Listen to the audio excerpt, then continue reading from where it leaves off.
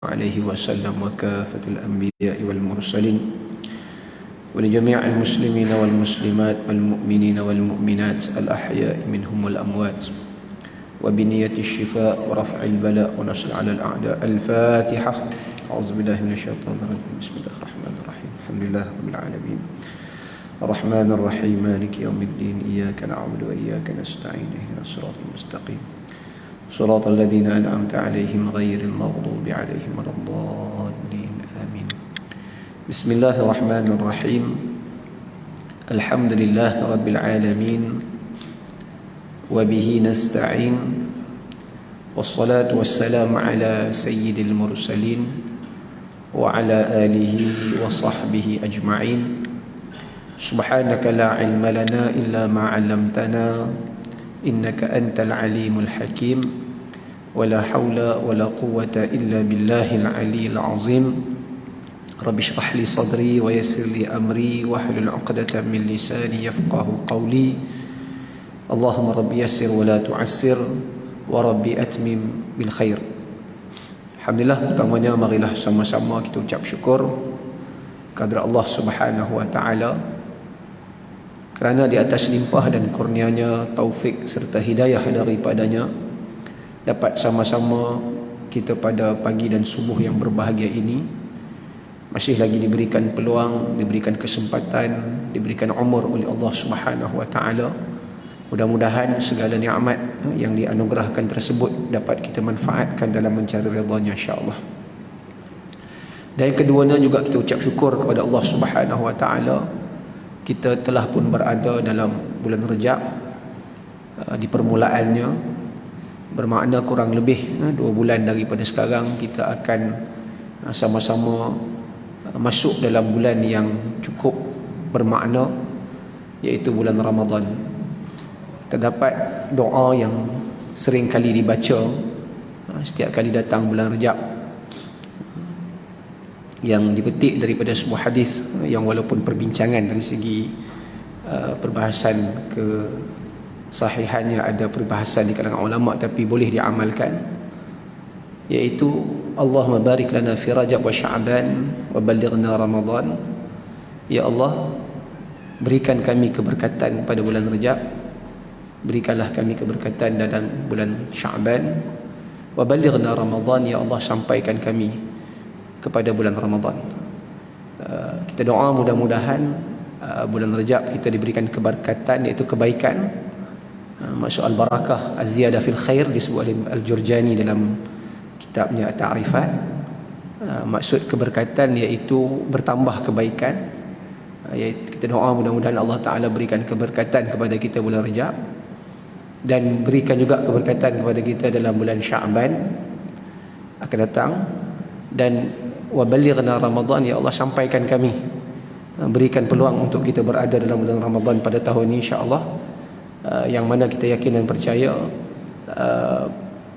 segala yang kita lakukan nanti, insya-Allah, dalam bulan Ramadan akan kita harapkan pahala yang besar di sisi Allah Subhanahu wa taala. Yang pasti Ramadan akan datang, cuma kita yang tak pasti.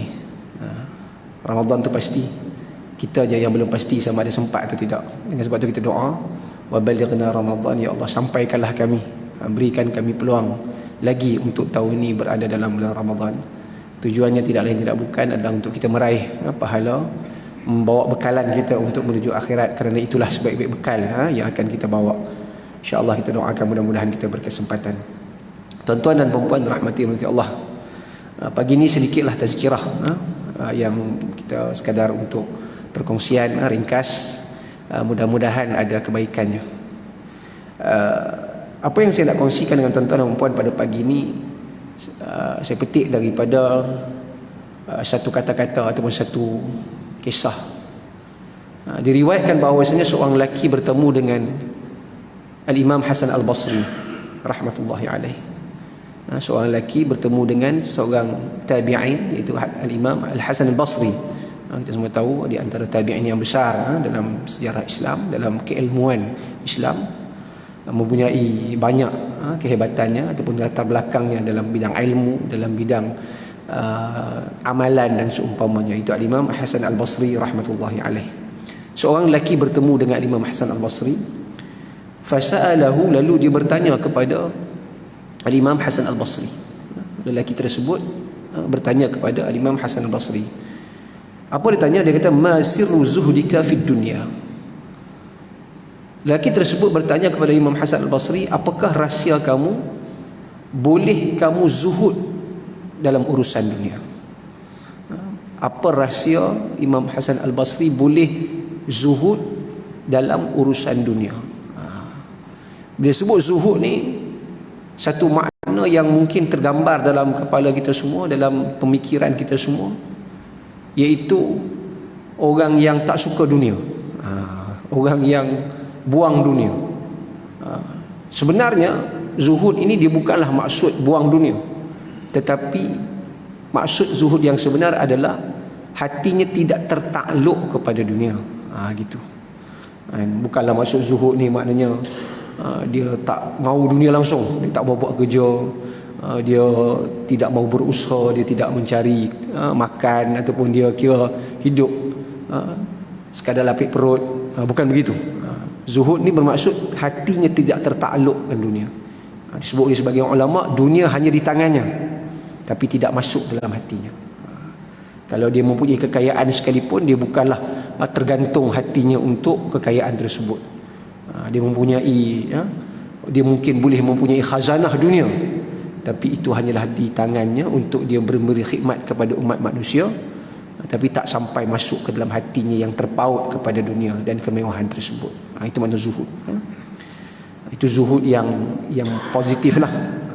Dia ada sisi yang kalau orang salah faham, dia bayang zuhud ni sampai hidupnya tak terurus, penampilannya tidak terurus. Itu bukan zuhud lah. Itu bukan zuhud. Itu sunnah Nabi. Kehidupan kita lalui seperti biasa, tanggungjawab kita laksanakan, rezeki kita cari, penampilan kita jaga, kemudian apa yang kita lalui dalam hidup itu bukanlah matlamatnya. Itu sekadar orang kata apa ni, sampingan, luaran. Yang paling penting adalah untuk mencari redha Allah Subhanahu wa taala. Itu yang sebenarnya zuhud yang positif yang diajarkan oleh para ulama kita. Okey, balik pada perbincangan ini. Al-Hasan Al-Basri salah seorang ulama yang terkenal dalam bidang keilmuan dan juga kezuhudan. Itu juga kita maklum bersama. Bahkan sebahagian menyenaraikan dia sebahagian di kalangan orang-orang yang mempunyai keistimewaan yang luar biasa dalam bidang orang kata apa ni, dalam bidang pengamalan hati, dalam bidang pembersihan dan penyucian jiwa, Imam Hasan Al-Basri. Di samping juga seorang ilmuwan yang hebat dalam bidang tafsir, hadis dan seumpamanya. Lelaki berkenaan bertanya kepada Hasan Al-Basri, apa dia rahsia? Rahsia yang sehingga dia boleh berlaku zuhud dalam kehidupan dunianya. Maknanya dia perwatakannya, kehidupannya, dia tidak tertakluk kepada dunia. Yang walaupun dari segi kedudukannya, dari segi keilmuannya, dari segi kemampuannya, dia boleh memiliki segala-galanya. Dia boleh memiliki segala-galanya, dan dia memiliki pun sebahagiannya, tapi dia tidak terlalu tergiur dengan dunia tersebut. Itu yang menjadi kajian banyak pihak terhadap watak dan juga amalan Al-Imam Hasan Al-Basri rahmatullahi alaih. Maka lelaki tersebut dia tanya, apakah rahsia kamu wahai Imam Hasan Al-Basri dalam kamu boleh zuhud dalam urusan dunia? Faqala, lalu dia pun menjawab, dah kamu tanya pada aku, maka dia pun menjawablah. Dia kata, arba'u asya, sirru zuhdi arba'u asya. Dia kata, kalau nak tanya pun aku boleh jawab, sekurang-kurangnya ada 4 perkara yang menjadi teras hidupku. 4 perkara yang menjadi teras sehingga aku boleh hidup dalam dunia ini secara sederhana. Dalam bahasa yang lain, aku boleh hidup dengan keadaan dunia tidak masuk dalam hatiku. Macam mana, walaupun sehebat mana apa yang dia dapat, kedudukan yang dia lalui ataupun dia terima, pujian, bahkan zaman itu zaman khalifah-khalifah Islam memberikan dorongan yang besar dalam bentuk kewangan dan sebagainya kepada para ilmuwan, tapi dia terima tapi tidak sampai masuk dalam hati dia. Itu yang hebat. Dia tidak tergiur dengan dengan kekayaan, dia tidak tergiur dengan kemewahan. Itu yang membuatkan dia hebat. Maka dia kata ada empat perkara ataupun empat cara sehingga boleh melatih diri untuk menjadi zuhud. Ini benda yang boleh kita belajarlah daripada Imam Hasan Al-Basri, supaya kita ni boleh hidup sebagai seorang mukmin. Kita bekerja bersungguh-sungguh, kita mencari rezeki, tapi kemewahan itu tidak masuk dalam hati. Dunia tak sampai terpaut, tertakluk dalam hati kita masing-masing. Apa yang empat perkara itu? Maka dia kata, yang pertama, alimtu anna rizqi la ya'khudhahu ghairi fatma'anna qalbi. Perkara pertama yang menjadi teras hidup dia, menjadi prinsip hidup dia, sehingga dia boleh zuhud dalam hidupnya. Pertama, alimtu anna rizqi la ya'khudhahu ghairi. Dia kata, aku yakin, aku tahu, aku percaya bahawa sesungguhnya rezeki aku tidak akan diambil oleh orang lain. Maknanya aku percaya, aku yakin kalau sesuatu rezeki telah Allah takdirkan padaku. Aku percaya kalau bahawasanya sesuatu rezeki itu Allah dah tulis kepadaku dan tidak akan diambil oleh orang lain. Maknanya kalau benda tu memang hak aku, tak ada siapa boleh ambil. Fatma'anna qalbi, hatiku jadi tenang. Hatiku tak gundah gulana. Aku boleh usaha, aku cari makan, aku kerja, dan aku tahu kalau hak tu memang hak aku dapat. Semua kita tahu bahawasanya Allah Subhanahu wa taala berfirman dalam Al-Quran, auzubillahi minasyaitonir rajim, wa ma min dabbatin fil ardi illa 'ala Allahi rizquha. Allah menyebut dalam Al-Quran, tidak ada yang melata atas muka bumi. Wa ma min dabbah, tidak ada yang melata. Dabbah itu sesuatu yang melata. Allah tak sebut manusia, dia tak sebut insan, dia tak sebut binatang, dia tak sebut, dia sebut dabbah. Dabbah di mana-mana yang melata. Wa ma min dabbatin fil ardi, atas muka bumi ni. Tak kiralah yang kata melata itu namanya manusia ke binatang ke apa saja yang melata atas muka bumi. Illa 'ala Allahi rizqah, melainkan ke atas Allah. 'Ala Allah tu maknanya satu jaminan, dhaman min Allah. Dia bukan lagi sekadar janji biasa, jaminan daripada Allah. Illa 'ala Allahi rizquha, Allah sebut. Tidak ada yang melata atas muka bumi melainkan jaminan daripada Allah rezeki mereka. Setiap yang ada atas muka bumi ni, setiap yang melata, Allah kata Allah telah jamin rezeki kita. Satu. Dalam hadis yang lain Nabi SAW jelaskan, kan ada hadis Nabi jelaskan tentang proses kejadian manusia yang cukup menarik. Nabi sebut tentang bagaimana proses 40 yawman nutfah, 40 yawman alaqah, 40 yawman mudghah. Nabi sebut proses kejadian 40 hari sebagai zigot, nutfah tu amsyaj dalam Quran sebut dalam surah Al-Insan. Kemudian 40 yawman alaqah, 40 hari pula yang berikutnya sebagai alaqah, embrio. Kemudian 40 yawman mudghah, 40 hari yang berikutnya sebagai fetus. Dalam Al-Quran Allah sebut mudghatin mukhallaqatin wa ghairi mukhallaqah. Ada sebahagiannya yang dibentuk selepas 4 bulan yang pertama dia selepas bersenyawa, dia hanyalah sebagai satu sebagai sperma yang telah disenyawakan, itu namanya zigot. Kemudian 40 hari berikutnya bertukar sebagai embrio, kemudian dia bertukar sebagai seketul daging yang mula nak terbentuk. Sebahagiannya Allah kata mukhallaqah, kemudian sebahagiannya menjadi elok, sebahagiannya ghair mukhallaqah, kemudian ada sebahagian yang tidak dibentuk dengan elok. Kan lepas hadis itu, lepas penjelasan itu Nabi sebut selepas 40 hari 120 hari kandungan tersebut berada dalam rahim ibu selama 120 hari. Apa Nabi kata? Fa arsala ilaihil malak, maka diutuskan kepadanya malaikat.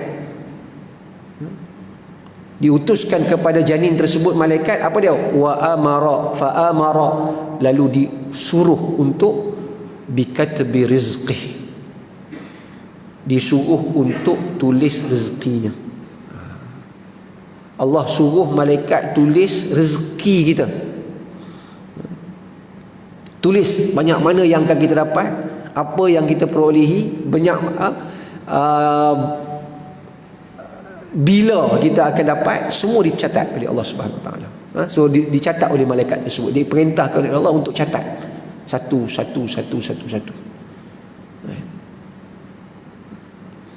Kemudian ditulis lagi apa tentang ajal manusia. Ajal manusia juga ditulis. Kemudian selepas itu baru fayanfukhu fihi ruh. Setelah ditulis lengkap, fayanfukhu fihi ruh, maka ditiupkan padanya roh. Kan? Barulah kalau jumpa doktor kata tahniah lah, jantung dah mula berdegup.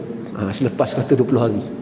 Selepas 4 bulan barulah anak tersebut dah mula jantung berdegup, maknanya dah mula ada nyawa lah tu. Itu bahasa hadis kata diutuskan malaikat, ditiupkan nyawa. Doktor kata jantung dah mula berdegup lah, budak tu dah boleh bernyawa, dah ada nyawa dia lah, jantung dia dah mula berdegup. Apa yang tak sebut di sini bahawasanya Nabi sebut dalam hadis tersebut, sebelum lagi nyawa ditiupkan, sebelum lagi jantung kita dah berdegup, telah disuruh ataupun telah ditulis semua yang berkaitan dengan rezeki kita. Apa yang bakal kita nikmati. Tu yang orang tua kata kadang makanan nak masuk mulut jatuh, bukan rezeki dah tu. Tu kata bukan rezeki tu. Yang ada kadang tumpah bukan rezeki kau lah. Memang bukan rezeki kita. Mana apa yang telah ditentukan banyak mana tu semua dah dicatat. Maka kita yakin bahawa rezeki kita Allah Ta'ala dah beri, dah tentu dah. Cuma tanggungjawab kita apa dia? Tanggungjawab kita cari, tanggungjawab kita usahakan, tanggungjawab kita dapatkan rezeki tersebut. Maka balik pada kisah ataupun sebutan Al-Imam Hasan Al-Basri ini, kata alimtu anna rizqi la ya'khudhahu ghairi. Dia kata aku boleh tenang, aku boleh zuhud. Sebab apa? Sebab aku tahu bahawasanya rezeki aku tak ada siapa boleh ambil. Memang kalau hak tu hak aku, aku akan dapat. Bila dia tahu begitu, dia akan usaha tak? Dia akan usaha. Cuma dia tahu apa dia tata cara, apa dia batas, apa dia kewajipan yang perlu ditunaikan. Dia tahu la ya'khudhahu ghairi, orang lain tak akan ambil. Kalau hak tu hak aku dapat, maka dia tidak akan menipu orang. Kalau dia berniaga, dia tak akan tipu orang. Sebab dia tahu rezeki hak dia. Dia tak akan dengki kat orang. Kadang ada orang dia sebab nak berebut rezeki ni sanggup menipu orang, sanggup dengki kat orang, sanggup perkena orang, sanggup fitnah orang kan. Ni kadang perangai orang kita. Nak berniaga sebelah nak berniaga tapi dengki kat orang. Tu antara masalah perangai orang kita lah, yang kena ubah lah. Dia rasa orang tu ambil rezeki dia. Dia kadang-kadang kita ni nak berniaga benda yang sama dekat-dekat pun susah. Itu orang Melayu dulu. Kadang-kadang kita tengok nak berniaga benda yang sama tapi dia tak suka berniaga dekat-dekat. Dia kata kau duduk jauh sikit. Tiba-tiba ada orang buka pula sebelah, dia rasa macam orang tu ambil rezeki dia. Sedangkan rezeki masing-masing lah. Rezeki masing-masing. Semalam saya pergi cuci dobi kan, dobi layan diri tu. Ada kawan mai datang cerita, dia kata ada tempat tu sampai bergaduh-gaduh. Kawan ni dah buka dah kedai dobi, ada kawan nak buka kedai dobi dekat tu, dia marah. Marah sebab apa? Dia anggap orang sebelah nak buka yang baru tu akan ganggu dia punya periuk nasi dia. Sedangkan rezeki masing-masing lah. Sediakan servis yang baik, sediakan perkhidmatan yang elok, orang akan datang. Rezeki dah ada dah, jangan risau. Itu cara orang berniaga.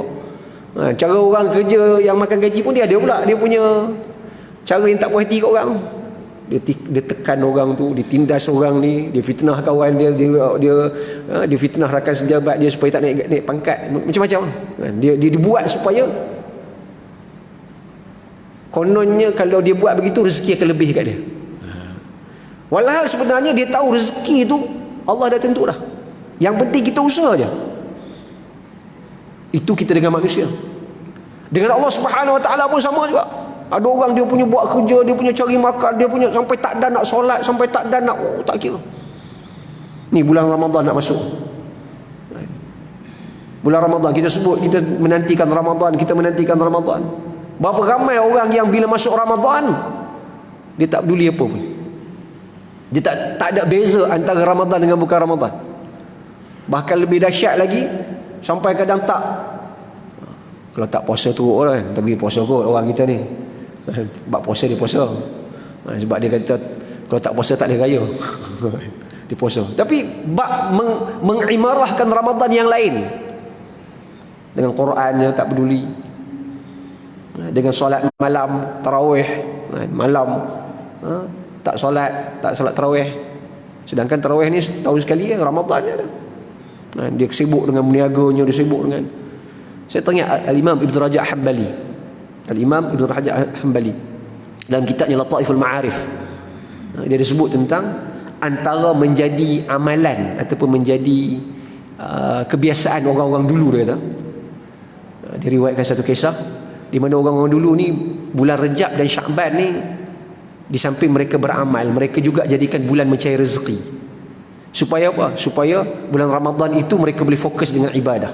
Gitu. Beza dengan kita lah maknanya. Kita bulan Ramadan terpuluh dah kata, oh ya ni rezeki banyak. Bukan salah cari rezeki, tak apa, carilah.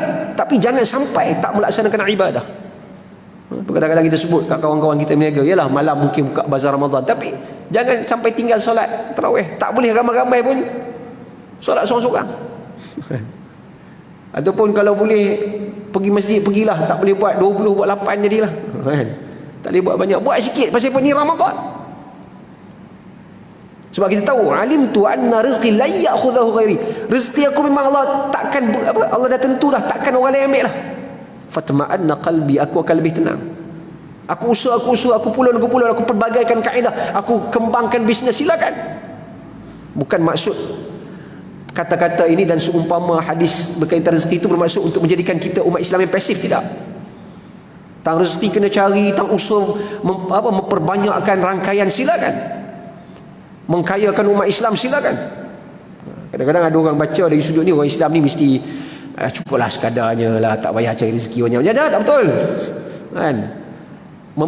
Mencari kekayaan, menambahkan kekuatan itu silakan.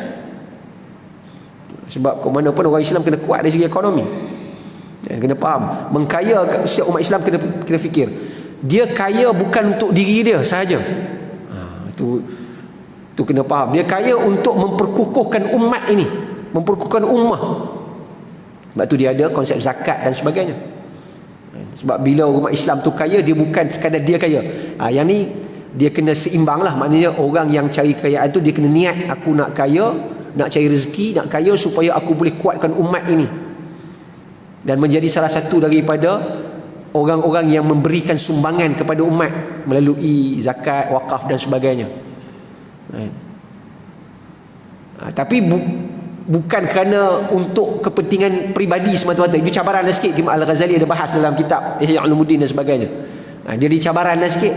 Kadang niat tu mula bagus dah, tapi bila dia dah kaya dia mula lupa diri. Tu tajuk lain lah. Mula niat tu bagus dah, niat nak bagi bantu orang, nak kuatkan umat, tapi dan dia kaya dia lupa orang lain, dia kira dia. Itu pun satu, tu cabaran lain. Tapi bukan salah umat Islam tu hebat, dan bahkan kena hebat. Umat Islam kena hebat. Tapi dia kena ingat, dia tidak sampai peringkat menindas orang lain. Dia tidak sampai peringkat melupakan hak dia dengan Tuhan, dengan Allah Subhanahu Wa Taala. Sebab dia tahu bahawasanya rezeki Allah Taala dah tentukan. Usaha dia kena usaha lah. Itu yang pertama. Maka asal Allah kata dia boleh zuhud sebab apa? Sebab dia yakin bab rezeki ni bab yang telah Allah Taala tentukan dan orang lain tak boleh ambil. Dah kalau Allah tentu memang hak kita, hak kita. Fatma'anna qalbi, aku pun tenang. Tenang tu apa dia? Dia akan buat apa benda pun, dia akan ikut tata cara dan juga kaedah yang dibenarkan oleh agama. Kalau urusan dia dengan manusia, dia tidak menindas orang lain, dia tidak menipu orang dan sebagainya. Urusan dia dengan Allah, dia jaga hak-hak Allah Subhanahu Wa Taala. Itu yang pertama. Kemudian dia kata, wa alimtu anna amali la yaqumu bihi ghairi fashtaghaltu wahdi. Dia kata yang kedua, aku yakin bahawasanya amalanku, kerja buatku, tuntutan yang Allah Ta'ala beri kepadaku, la yaqumu bihi ghairi, orang lain takkan buat untuk aku. Fashtaghaltu wahdi, maka aku sibukkan diriku, mana aku betul-betul buat dah. Aku sendiri, aku sibukkan diriku untuk melaksanakannya. Dia tahu bahawasanya untuk pergi akhirat dia kena ada amalan.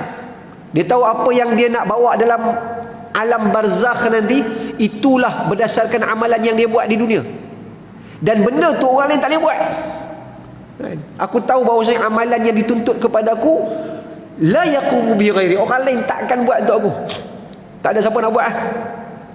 Maka aku kena buat sendiri. Kena buat sendiri. Dia jangan harap orang lain tolong buat. Saya teringat ada satu cerita kawan, cerita ada seorang kawan lah. Dia cerita orang kampung dah. Orang kampung dia jadi suka berlawak lah. Dia suka berjenaka. Dia kata, apa susah-susah himpun duit pergi Mekah buat haji dah. Dia kata dah nak pergi haji mahal dah tu. Sekarang senang dia kata. Kita yang penting kita hidup macam biasa. Nanti bila kita mati, sebelum kita mati, pesan kat anak cucu kita buat badal untuk kita. Buat badal baru RM2,000 kata. Oh pandai dia pandai kira matematik kata. Dia kata kalau pergi sendiri puluh-puluh ribu kata. Sekarang dia kata tak payah, mati lah. Mati nanti anak cucu kita tolong buat lah kata. Bayar RM2,000 buat badal. Oh boleh dia fikir-kira macam tu. Tak boleh lah aku tu. Kita badal ni kalau dah memang dah takdir Allah tak sempat kita buat, biar tak apalah orang lain buat. Tapi yang penting usaha kita buat dulu. Bukan kita duduk kira tak apalah, susah-susah apa cari himpun duit dah tahu. Nanti orang lain tolong buat lah. Dah. Asal ibadah tu kita buat sendiri. Dan orang lain takkan boleh buat. Bahkan kalau orang lain buat pun takkan sama dengan kita buat. Dia ada kisah Al-Imam An-Nawawi sebut dalam kitabnya Bustanul Arifin. Satu kitab kecil ya. Taman orang-orang yang mengenal Allah, Al-Arifin. Dan ada satu bab dalam Imam Al-Nawawi dalam kitab Bustan Arif itu dibahagi beberapa bab lah. Bab hadis. Ada satu bab tu bab dia cerita tentang kisah wali-wali Allah. Dalam tu ada satu kisah wali-wali Allah, satu bab, satu bahagian kecil. Dia ada masukkan satu kisah menarik tentang berkaitan dengan amalan. Dia cerita, Imam Nawawi cerita dalam kitab. Ada satu orang awliyaillah, orang-orang saleh ini, dia satu malam dia tidur, dia bermimpi satu suasana. Dalam mimpi dia jumpa satu suasana. Dalam suasana tu dia nampak ada satu orang, ada satu kumpulan manusia sedang seolah-olahnya sedang berebut sesuatu. Macam orang sedang berebut makanan lah kita kata. Macam dalam mimpi dia nampak ada satu kumpulan manusia seolah-olah sedang berebut sesuatu, macam berebut makanan, berebut duit macam tu. Dia pun heran tengok apa pasal dia orang ni berebut. Dalam masa yang sama dia tengok satu sudut yang lain, ada satu orang dia relax. Dia duduk relax. Dia tak berebut dengan orang lain. Dia pun tanyalah kawan yang duduk relax tu. Dia kata, ini apa cerita ni? Nampak ada berebut tu, apa cerita dah tu? Dia kata, mereka tu kami ni semua dah tu. Kami ni semua orang dah mati dah tu. Kami ni orang dah mati. Dah tu hak berebut tu macam apa? Hak berebut tu mereka duk berebut pahala yang disedekahkan oleh orang ramai. Orang duk baca tahlil kau kan, orang duk baca Yasin kau, duk sedekah tu, dia pun duk berebut pahala tu. Gitu. Lepas tu dah kamu ni pasal apa pula tak berebut orang? Kan dia kata kami ni semua mati. Orang lain berebut, dia tak berebut pun. Dia kata yang kamu tak berebut sebab apa? Dia kata aku tak apa dah. Kan? Aku tak apa dah. Aku tak berebut dengan orang pun tak apa. Pasal apa? Dia kata aku ada satu amalan yang khusus untuk aku. Ada satu pahala yang aku dapat walaupun aku dah mati. Mai kat mana dah? Dia kata cerita dia, aku ada anak seorang. Aku ada anak. Anak aku ni hari-hari dia baca Quran, dia sedekah kat aku. Hari-hari dia sedekah kat aku. Anak aku dia memang dia buat kerja, dia duduk hari-hari dia sedekah pahala untuk aku sebagai ayah dia. Gitu. Kan ada hadis Nabi sebut antara amalan yang tidak akan terputus tu apa? Waladun salih yad'u lahu tu. Anak soleh yang mendoakan mak bapak dia tu. Kan. Dia kata aku dapat bahagian tu. Anak soleh yang sentiasa sedekah pahala. Dia tanya pula, anak kamu duduk mana? Dia pun ceritalah, anak saya berniaga dekat satu pasar. Kat pasar tu dia jual daging lah apa macam itulah dia cerita. Lalu kawan yang mimpi ni pun terjaga daripada tidur. Dia pun teringat nak cari. Esok siang hari dia pergi carilah pasar yang dimasukkan. Pasar dia masukkan, tengok dia nampak Nampaklah yang dimaksudkan dalam mimpi tersebut. Ada satu orang budak muda duk meniaga daging. Dia perhati pada jauh, mulut dia sedang berkumat kamit lah. Sambil meniaga tu mulut dia sedang berkumat kamit sambil jual daging. Lalu dia pun dekatilah budak muda tu, berkenalan apa lebih kurang. Dia pun tanyalah, nampak adik ni duk sambil meniaga duk kumat kamit, buat apa? Buat apa? Oh, dia kata, dah, saya ni sambil duk berniaga ni bacalah Quran sikit takat mana yang saya hafal. Oh, baca Quran bagus tu. Baca tu sebab apa? Dia kata, sajalah sambil tu baca Quran, sedekahkan pahala tu untuk arwah ayah saya. Kan. Kata arwah meninggal dah. Saya pun tak tahu nak bagi apa. Tak apalah, sambil duk berniaga, bacalah Quran sikit takat mana yang ada, sedekahkanlah pahala tu. Arwah ayah saya tenang di alam sana tu. Fahamlah dia ni, itulah yang dia mimpi semalam. Kan? Yang mana orang lain berebut, bapak budak ni tak payah berebut. Habis cerita dekat tu. Lalu Imam Nawawi kata, sambung ni, dia kata berlalulah satu ketika, kemudian kawan yang mimpi tu mimpi pula sekali lagi satu waktu yang lain lah, dengan suasana yang sama. Mimpi pula satu hari, suasana yang sama, orang duk berebut. Tapi kali ni pelik sikit. Pasal apa? Sebab kawan yang hari tu tak berebut sama pula hari ni pula dah. Okay. Hari tu dia relax, dia tak berebut. Orang lain duk kalang kabut. Hari ni dia pun sama duk berebut dengan orang. Pula dah. Apa cerita? Dia pun panggil lah kawan yang dia kenal, dia panggil, pasal ni pasal apa duk berebut pula, hari tu tak berebut. Kan? Hari ni pasal apa berebut dengan orang, hari tu elok tak berebut. Dia kata nak buat macam mana, dia kata, anak aku yang sedekah pahala kat aku, dia pun mati lah. Kan? Dia pun dah mati, mana pahala tak ada lah, aku kena berebut dengan orang lah. Oh gitu. Dia pun terjaga. Esok dia pergi pasar yang dia pergi hari tu lah. Pergi tengok dekat kedai yang hari tu tengok tak ada dah orang. Tak ada dah. Dia pun tanya jiran-jiran yang berniaga tu, mana pergi budak muda yang berniaga sini? Dah meninggal dah. Fahamlah dia bahawasanya itu yang dia maksud dalam mimpi tadi. Anak dia dah meninggal, maka dia tak dapat pahala yang khusus. Apa yang Imam Nawawi nak cerita dalam hadis, dalam cerita ni? Dia ada beberapa benda lah, kisah awali ni. Dia nak cerita bahawasanya, pertama, yang kata kita ni bila kita mati, pahala yang orang duk bagi ni, orang duk sedekah dan sebagainya, bukan banyak mana pun kita dapat, seorang sikit lah.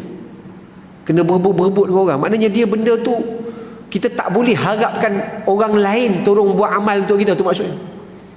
Nak kaitkan dengan apa yang disebut Hasan Basri, orang lain takkan buat amalan untuk kita. Itu mujur dia tadi tu, ada juga anak dia, itu pun waktu anak dia masih hidup. Yang penting kita kena buat amalan untuk kita sendiri. Orang lain takkan buat untuk kita. Walaupun orang baca tahlil, orang baca yasin tiap minggu, benda tu sikit je sebenarnya, sikit je. Nak kongsi ramai.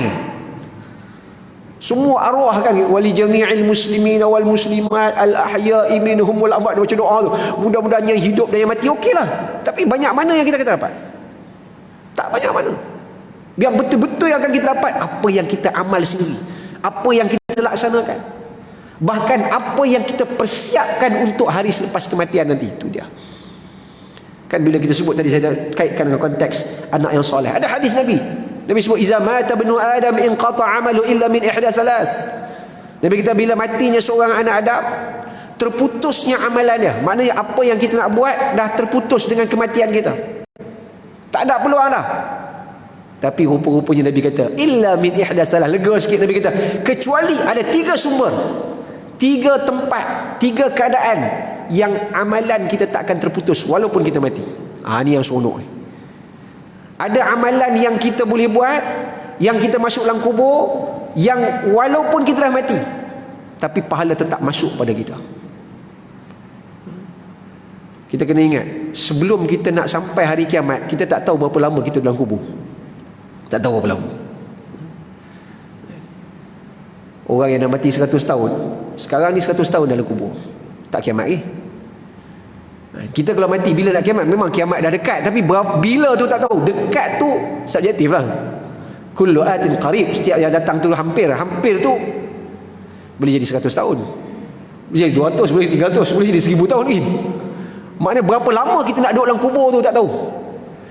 Rupanya dalam kubur tu yang lama yang kita tak tahu tu, masih ada peluang untuk dapat pahala. Masih ada peluang. Yang tu kena rebut. Yang akhirat satu bab. Yang akhirat ni maknanya selepas kiamat. Hak tu memang tak ada siapa dah. Hak tu sekadar nak timbang dah. Tapi sebelum nak timbang tu, rupanya ada waktu dalam kubur. Masih ada peluang untuk kita dapatkan pahala daripada Allah Subhanahu Wa Taala. Nabi kata 3 tempat. Maknanya seolah-olah kalau kita nak bayangkan buku catatan amalan kita, yang bahagian lain semua dah tutup, tapi 3 ni masih terbuka. Syarat kita kena buat siap-siap. Apa dia? Pertama, Nabi kata sedekah jariyah. Sedekah jariyah, sedekah yang berjalan, pahalanya berjalan. Dengan maksud yang lain, wakaf. Wakaf yang kita berikan, yang selama mana kita selama mana kita dalam kubur, benda yang kita wakafkan tersebut dimanfaatkan oleh umat manusia, pahala dah masuk. Pahala masuk non-stop. Tuan-tuan boleh bayang di Universiti Al-Azhar. Tanah tu semua wakaf. Negara Arab ni, Masya Allah, kami duduk di Sirah, Ustaz Wan Muhammad, sahabat saya, tu Imam kita duduk di Sirah. Dia negara Arab ni sampai ada kementerian wakaf. Sebab orang dulu-dulu ni dia wakaf tanah-tanah dia. Dan biasanya tempat-tempat wakaf dijadikan pusat-pusat pengajian. Al-Azhar ni 1000 tahun dah. Orang yang wakaf tu cuba bayang. Ribu tahun duduk dalam 1000 tahun lah sekurang-kurangnya duduk dalam kubur tu, pahala duk masuk. Ni tapak masjid ni, siapa yang wakaf ni, kalau dia dah mati dia dapat pahala ni. Hak tu perlu wakaf. Sebab tu tak boleh wakaf banyak, wakaf sikit. Tapi kalau boleh yang banyak kan. Tapi saya dah nasihatkan kawan-kawan, sebab saya datang pada Kedah. Kami duk urus sekolah apa di Kedah. Ada kadang-kadang kawan-kawan kita nak wakaf. Dia wakaf ni baguslah wakaf, tapi kadang-kadang wakaf tu yang dia bagi tu bukanlah tak boleh. Boleh. Cuma kadang-kadang tanah wakaf dia bagi tu tempat yang tak strategik. Contoh, kalau kami kat Kedah tu, kawasan-kawasan macam seperti Padang Terak, kalau saya Padang Terak, Sik, kawasan agak jauh ke dalam, dia wakaf tak boleh kat tempat tu, atas bukit. Baguslah, tapi bila duduk tempat yang jauh, orang yang nak usahakan ni jadi susah, lambat nak usaha. Nak tu bukit tu, dia memang tak ada penduduk kan.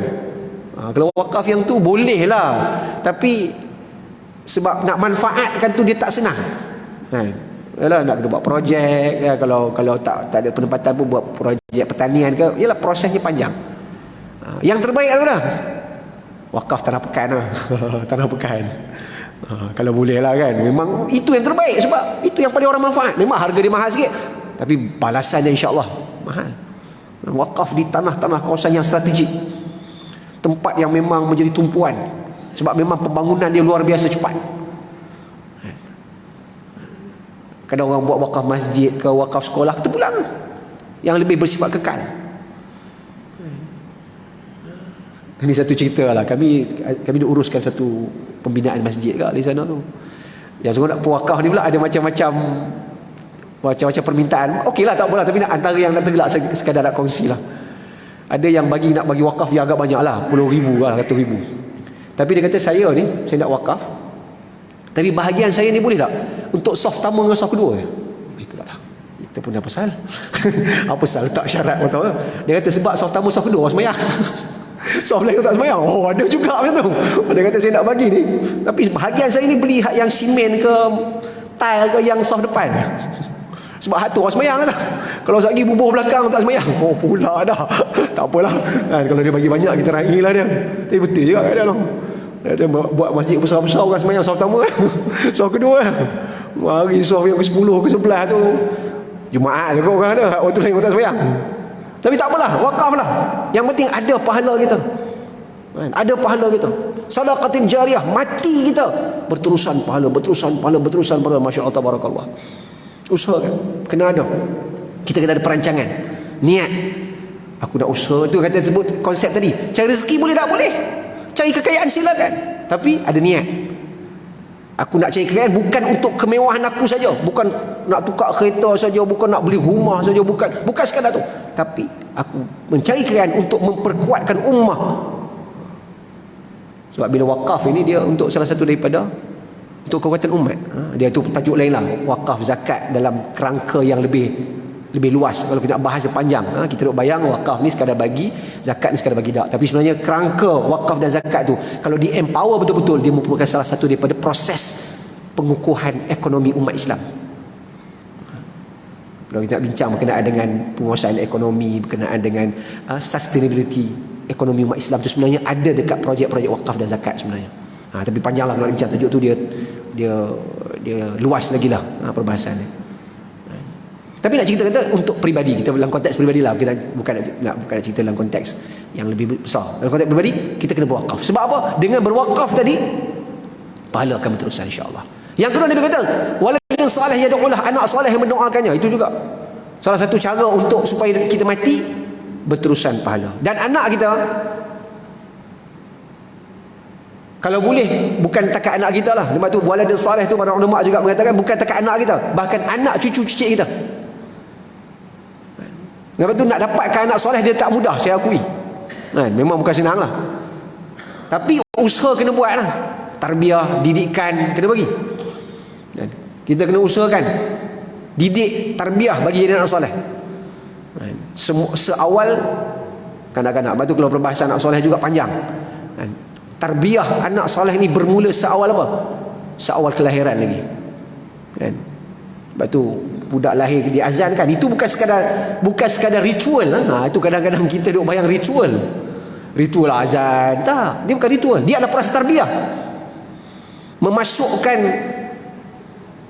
mentalqinkan, mengucapkan suatu perkataan yang pertama masuk dalam telinga, yang terakam dalam jiwa dia adalah Allahu Akbar, Allahu Akbar, asyhadu an la ilaha illallah, asyhadu anna Muhammadar Rasul. Biar kalimah-kalimah itu yang masuk dalam diri, itulah tarbiyah pertama yang kita beri pada anak kita. Bahkan kalau berikan tarbiyah lebih awal daripada tu, si ibu sewaktu mengandung pun telah pun membaca Al-Quran dan sebagainya. Maknanya itu lebih awal.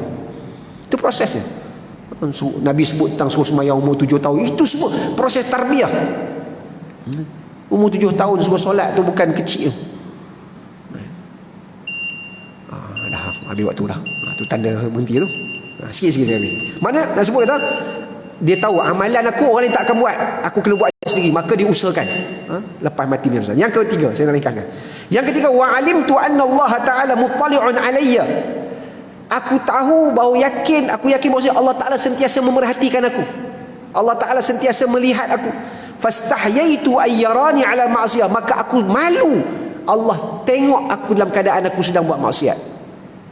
Dia tahu semua, Allah sentiasa melihat dia, dia tahu di mana saja dia berada, Allah Taala kenal, Allah Taala perhati dia. Maka dia malulah. Ini maqam yang agak tinggi. Dia malu dengan Allah Subhanahu wa taala. Lepas tu ada hadis Nabi sebut, maqam rendah sikit daripada orang malu dengan Allah, paling kurang malu dengan manusia. Depan orang dia tak buat, ni sampai depan orang tak peduli. Lepas tu para ulama sebut mujalasatus salihin, berkawan dengan orang-orang baik ni, paling kurang kita ni jadi baik sikit kot insya-Allah. Itulah. Tapi kalau boleh sampai maqam rasa malu dengan Allah, tu tinggi, hebat.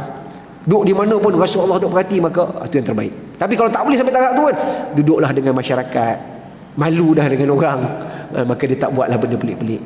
Dia tahu bahawasanya apa yang dia buat Allah Subhanahu wa taala akan Allah Taala sentiasa mengetahui dan akan memberikan balasan. Itu yang ketiga. Dan yang keempat terakhir, wa alimtu annal mauta yantaziru, aku mengetahui bahawasanya kematian itu yang taziruni, sedang menanti aku. Fa'adattu zada li liqa'i rabbi, maka aku persiapkan diriku untuk menghadapi saat kematian tersebut. Kita tahu bahawasanya kematian kita pasti datang. Bila tak tahu, waktu dah ada. Kita sebut dalam hadis yang kita baca awal tadi, bila malaikat disuruh untuk tulis antaranya rezeki, antaranya ajal kita. Ajal dah ada. Bila tak tahu, semua orang dah ada, maka persiapan kita menghadapi saat kematian itu yang paling penting. Apa yang kita nak bawa? Allah sebut dalam Quran, fatazawwadu fa inna khairaz zadi taqwa. Berbekallah, kamu bawa bekalan. Dan kebekalan yang terbaik untuk bawa di sana adalah amalan-amalan yang bertakwa. Itu saja. Yang lain tak akan berfungsi. Dia macam ni, saya nak habiskan. Bila sebut amalan, yang bekalan, bila sebut bekalan nak bawa pergi sana, bawa lah yang sesuai di sana. Sebab setiap tempat ni dia ada bekalan yang sesuai. Macam kita lah, kita kan orang banyak pergi Mekah ni, musim ni orang pergi Mekah kan, ramai yang cuti sekolah lah kan, ini sampai pack kan, sampai tahu sekarang ni Mekah sangat padat. Yang tak pergi Mekah, kita buat apa? Kita bawa bekalan kita apa? Antara yang simple, kita bawa duit kita bawa, kita akan tukar duit Saudi Riyal. Cuba bawa ringgit, bawa ringgit nak bayar kat sana, orang tak terima. Kena pergi money changer tukar. Tak payah cerita Mekah lah, cerita sepadan kita. Saya datang pada Kedah, duduk di Jitra ni sepadan Thailand. Dan kadang-kadang kita pergi beli beras dekat Bukit Hitam, pergi seberang belah sana. Pergi dekat seorang, dekat Danok sana, Danok tu ada kawasan sepadan. Kat situ okey lagi lah, boleh terima duit ringgit sebab sepadan. Kita lajak depan sikit ada nama Sadau, depan sikit hadnya.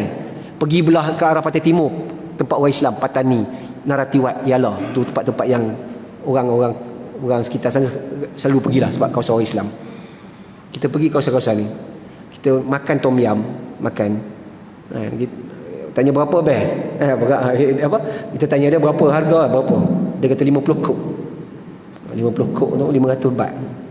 Kita kata saya bagi pakai ringgit boleh ringgit, dia kata tak save. Tak boleh ha. Kena bayar pakai apa? Kena pakai baht. Itu baru sepadan. Daripada kami di Jitra tu ke Patani 100 kilo lah. Tak jauh mana 100 kilo. Dekat, kalau dekat tu apa, Natawi dekat lagi. Cenak lagi dekat. 60 kilo 70 kilo sampai. Kat situ tak pakai dah baht. Baru sempadan, tak pakai duit baht, tak pakai duit ringgit. Kena tukar baht. Kena pergi cari money changer, tukar bagi kat dia. Baru sempadan. Negeri lain dah tak terima, bekalan yang kita bawa tak sesuai pakai di situ. Kena tukar siap-siap baru boleh bayar. Cuba bayang tuan-tuan, kita nak pergi negeri akhirat. Allah sebut watazawwadu, nak pergi alam akhirat, alam lain terus. Maka apa perlu kita buat? Tukar siap-siap. Cari money changer kat dunia ni. Macam mana maksudnya? Amalan kita tu apa yang kita ada? Tenaga ada buat ibadat. Duit ada sedekah, duit ada zakat, masa ada berikan kepada perkara-perkara baik, bantu orang, tolong menolong sama manusia. Itu yang kita tukarkan siap-siap dalam bentuk pahala. Sebab apa? Di sana fa inna khairaz zadi at-taqwa. Nak laku di sana yang di dunia tak pakai. Kereta besar tak guna, rumah besar tak guna, saham banyak tak guna, masuklah apa saham pun selagi kita tak tukar untuk relevan pakai di dunia, di alam akhirat, negeri akhirat, takkan laku. Itu yang dimaksudkan. Maksudnya kita baru pindah dalam dunia ni pun, baru lintas sempadan pun kita dah jumpa ada benda-benda tak laku dah. Kita kena tukar siap-siap baru boleh laku di sana. Maka nak pergi ke negeri akhirat, lebih-lebih lagi kita perlu tukar apa yang ada di dunia supaya boleh pakai di alam akhirat. Itulah 4 perkara yang disebut oleh Hasan Al-Basri. Pertama, kita ulang balik, dia tahu bahawa rezeki dia tidak akan orang lain ambil, maka dia tenang, dia akan usahakan secara betul. Yang kedua, dia tahu amalan dia orang lain tak akan buat, maka dia buat sungguh-sungguh untuk diri dia. Yang ketiga, dia tahu bahawasanya Allah Ta'ala sentiasa memerhatikan dia, maka dia takut, dia malu Allah Ta'ala tengok dalam keadaan maksiat. Yang keempat, dia tahu bahawasanya kematian dia hampir dan pasti akan datang, maka dia buat persediaan untuk kematian tersebut. Dengan dia tahu 4 perkara tadi, hidupnya boleh lebih tenang, dia boleh zuhud, dia boleh selesa dengan hidup dunia. Dia tahu bahawasanya hak Allah Subhanahu Wa Ta'ala dijaga, hak manusia diraikan, dan dia tahu bahawasanya bila dia buat begitu, dia yakin dan percaya dan dia berbaik sangka dengan Allah, hidupnya akan lebih tenang di dunia dan di hari akhirat. Itulah sedikit perkongsian pada pagi ini. Mudah-mudahan ada kebaikannya. Yang baik datang pada Allah, yang kurang merupakan kelemahan saya sendiri. Ada kesempatan kita bertemu lagi. Aqulu qawli hadza astaghfirullahal azim li wa lakum. Wassalamualaikum warahmatullahi taala wabarakatuh. Al-Fatihah. Auzubillahi minasyaitonir rajim. Bismillahirrahmanirrahim. Alhamdulillahirabbil alamin arrahmanir rahim maliki yaumiddin. إياك نعبد وإياك نستعين الصراط المستقيم صراط الذين أنعمت عليهم غير المغضوب عليهم ولا الضالين آمين بسم الله الرحمن الرحيم الحمد لله رب العالمين وبه نستعين والصلاة والسلام على سيد المرسلين وعلى آله وصحبه أجمعين اللهم انفعنا بما علمتنا وعلمنا مما ينفعنا وزدنا علما وارزقنا فهما اللهم ارزقنا فهم النبيين وحفظ المرسلين وإلهام الملائكة المقربين واهدنا بهداية العارفين اللهم اجعل جمعنا هذا جمعا مرحوما وتفرقنا من بعد تفرقا معصوما ربنا آتنا في الدنيا حسنة وفي الآخرة حسنة وقنا عذاب النار صلى الله على سيدنا محمد وعلى آله وصحبه وسلم سبحان ربك رب العزة عما يصفون وسلام على المرسلين والحمد لله رب العالمين.